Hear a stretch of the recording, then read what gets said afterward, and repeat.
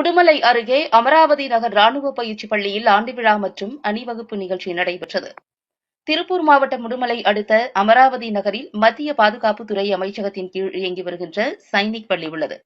இந்த பள்ளியின் 62வது ஆண்டு விழா மற்றும் இறுதி அணிவகுப்பு விழா ஏப்ரல் 5 மற்றும் 6ஆம் தேதி நடைபெற்றது.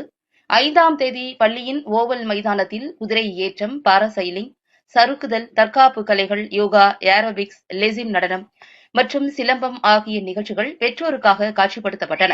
அதைத் தொடர்ந்து பள்ளியின் 62வது வருடம் 12ஆம் வகுப்பு மாணவர்களின் பாசிங் அவுட் அணிவகுப்பு மேஜர் ஸ்ரீராம்குமார் ட்ரில் சதுக்கத்தில் 6ஆம் தேதி காலை நடைபெற்றது.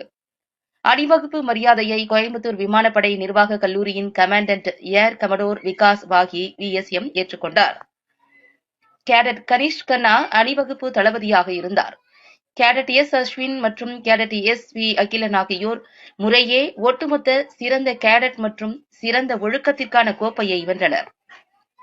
செயற்கை நுண்ணறிவு, ரோபோட்டிக்ஸ், கணிதம், அறிவியல் மற்றும் சுற்றுச்சூழல், மொழியியல் மற்றும் கலைகள் பற்றிய கண்காட்சிகள் இரண்டும் ஏற்பாடு செய்யப்பட்டன. இந்த கண்காட்சியில் அனைத்து மாணவர்களும் மற்றும் பெற்றோர்களும் ஆர்வத்துடன் கலந்து கொண்டனர். மாணவர்கள் மற்றும் பெற்றோர்களுக்காக பள்ளி வளாகத்தில் புத்தக கண்காட்சியும் நடத்தப்பட்டது. 6ஆம் தேதி மாலை பள்ளியின் அவ்வை அரங்கத்தில் நடைபெற்ற அமர்கலம் 2023-24 கலை நிகழ்ச்சியுடன்